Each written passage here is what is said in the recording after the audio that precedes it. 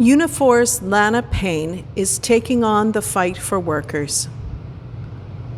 Unifor President Lana Payne wants Canadian workers to know and get paid what they're worth. Canada's labour movement is ripe for a resurgence after decades of stagnant wages, not to mention the health and safety nightmare that was the pandemic.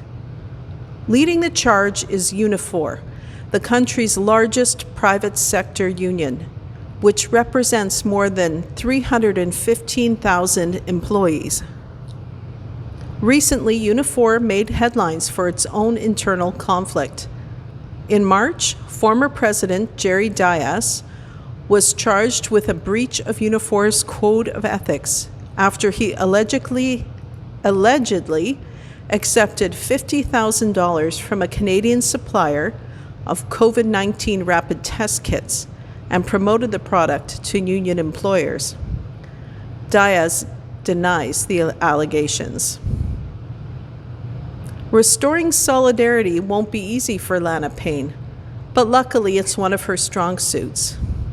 In August, the 57-year-old activist, who previously served as Unifor's secretary-treasurer, was elected the organization's first female president and is, in her own words, looking to turn the page.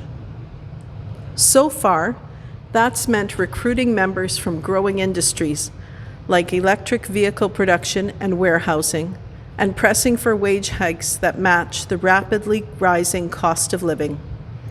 Believe it or not, she's getting them. Here, Payne discusses her version of work-life balance and riding the new wave of worker action. You initiated the external investigation into Jerry Diaz after he allegedly accepted money to promote COVID tests to union employers. Take me through how that felt. I had a lot of feelings. After the initial shock of the complaint, it became pretty clear that the only way to go was to make sure I protected the union. Unifor's creation in 2013 was an act of hope to build worker power, accountability, and transparency. Those principles are right in the preamble of our Constitution. All of that flashed before my eyes. What made you decide to run for president? Well, a lot of people asked me to do it. I'm an unconventional leader. For too long, the typical image of a union officer has been a loud man on one side of the bargaining table. I am a woman and I have a different leadership style. I work collaboratively with people. I also see it as my responsibility to make sure workers are part of the economic and social debates of the day. It's not enough for a union to just go in and bargain at specific workplaces. I learned early on while working for the Fisheries Union out east that if you want to make real change, you better have political clout. What does that clout look like, practically speaking? You have to know how to deal with politicians, whether they're conservatives or New Democrats or liberal. I'll try that again. You have to know how to deal with politicians, whether they are conservatives or New Democrats or liberals or Greens. When I was Federation president in St. John's, we had a progressive conservative government, and we still made significant labor advances. In the mid-2000s, we led a massive campaign to increase the minimum wage. I think we saw a 67% increase over 5 or 6 years. We also improved health and safety laws for the first time in 30 years. A lot of that is because I knew how to build a big tent. Didn't your interest in the labor movement come as a result of you getting fired? I was a very young journalist at the St. John's Telegram, just past probation. I had made an error in my reporting. I remember calling my dad that night, very upset.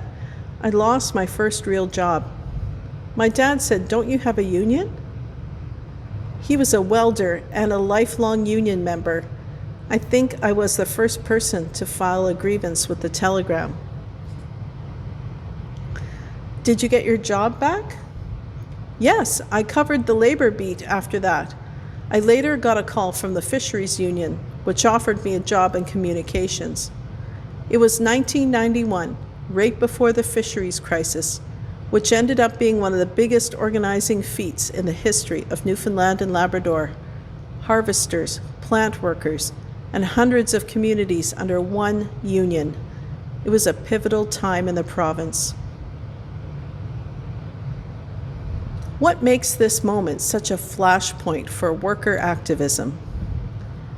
Every single day during the pandemic, we saw news stories about how we depend on workers to survive. For workers, there was a sense of, I'm valuable again. But they weren't seeing that spillover in the form of compensation or improved working conditions. We still had frontline workers who, let's face it, were not being paid anywhere near what they were worth. The pandemic also topped off 40 years of wage stagnation and households needing 2 incomes to get by. Together, these things are a recipe for renewed worker militancy. Why have wage increases topped out at 1% for nurses given the national shortage? Because in Ontario, Bill 124 limits wage increases for public sector workers to that maximum. As a result, we're having a massive crisis around labor in healthcare and in education. It's a big mistake. Actually, that'll be one of the first things I raise with Doug Ford when we meet this fall. In the U.S., public support for unions is the highest it's been since 1965. People are taking on the likes of Amazon, Starbucks, Apple, Google, and they're winning. It's definitely an organizing movement. It's happening in the UK with railway and dock workers too. It's everywhere. Unifor just signed its first collective agreement with WestJet workers in Calgary and Vancouver. We're also seeing an increase in strike activity. Last year, Unifor had more disputes than in any year since 2013. Do you see this momentum continuing? People say that Canada has a labor shortage. In some cases, it's a shortage of decent wages, and this unrest isn't going to change. Be satisfied with whatever crappy job we can offer you is not going to play anymore. If employers want to recruit and retain workers, they've got to provide the kind of environment workers are asking for: higher wages, pensions, collective agreement, and respect, which is hard to negotiate for. Are there any workplace shifts that really surprise you? One thing I find really interesting is quiet quitting. Of course, you don't want to have to answer emails for the rest of time, or work 20 minutes late every day for no extra pay. But quiet quitting is an individual response to an issue within the whole workplace. I'm like, okay, well, that's great. But if you really want to exert proper workplace power, you do it collectively. Would you say that you have work-life balance yourself? Do you want work-life balance? I don't want anyone to feel that they need to be like me, but I want to change the world. Sometimes you've got to work 16 to 18-hour days to do that. I did take up walking during the pandemic, though. I go down by the water in Toronto, which for an East Coaster is good for the soul. Maybe running would be more your speed. I walk fast, and I did just run for president.